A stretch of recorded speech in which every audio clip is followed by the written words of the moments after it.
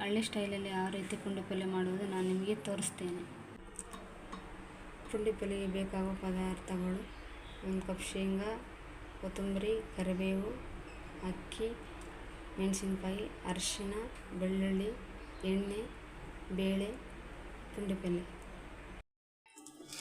1 cup ಬೇಳೆ ಚೆನ್ನಾಗಿ ತೊಳಿಬೇಕು. ಈಗ ಪುಂಡಿ ಪಲ್ಯ ಹಾಕಬೇಕು.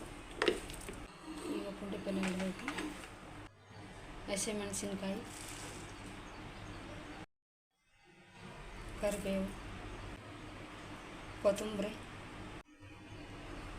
ಶೇಂಗಾ ಬೀಜ, ಅಕ್ಕಿ,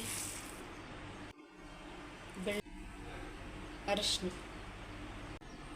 ಎಣ್ಣೆ, 2 ಗ್ಲಾಸ್ ನೀರು. ಈಗ ಕುಕ್ಕರ್ ಮುಚ್ಚಳ ಕ್ಲೋಸ್ ಮಾಡಬೇಕು.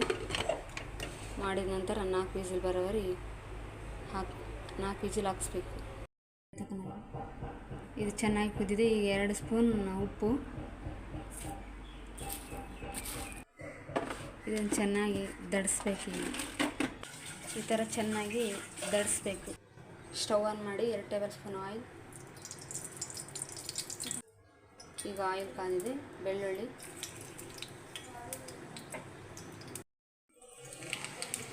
ಈಗ 1 ಟೇಬಲ್ ಸ್ಪೂನ್ ಸಾಸಿವೆ ಜೀರಿಗೆ ಚೆನ್ನಾಗಿ ಫ್ರೈ ಆಗಬೇಕು. ಈಗ ಕರಿಬೇವು. ಪುಂಡಿ ಪಲ್ಯಗೆ ಈ ಥರ ಒಗ್ಗರಣೆ ಹಾಕಬೇಕು.